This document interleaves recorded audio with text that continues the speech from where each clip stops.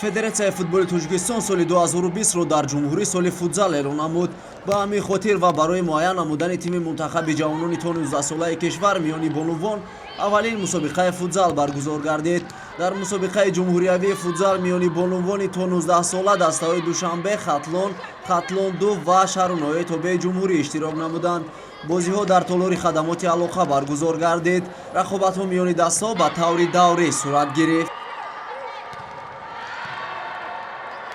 Мне очень приятно, что вот мы собрались 4 региона, собрались самые сильнейшие девочки. Все стремятся показать себя с лучшей стороны.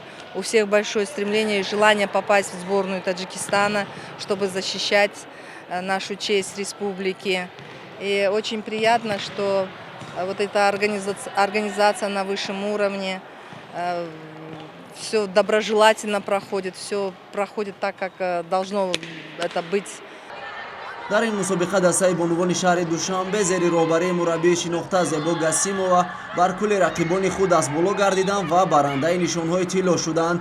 онҳо дар даври аввал бо ҳисоби 4-3 тими Хатлон-2-ро мувоҷиҳаи шикаст намуда, дар даври дуюм бо натиҷаи 8-2 дастаи шаҳру ноҳияи Тобеи ҷумҳуриро сарафканда намуданд. дар бозии ҳалкунанда 2 голи беҷавоб ба дарвозаи тими Хатлон 1 заданд.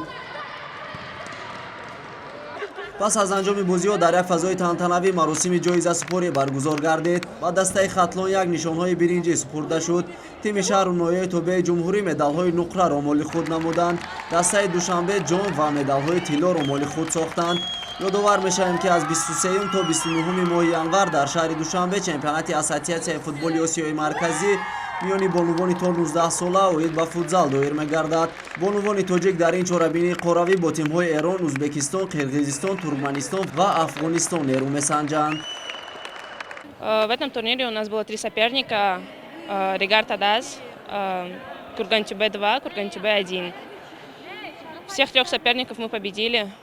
Было сложно, первый наш турнир в футзале, но мы справились.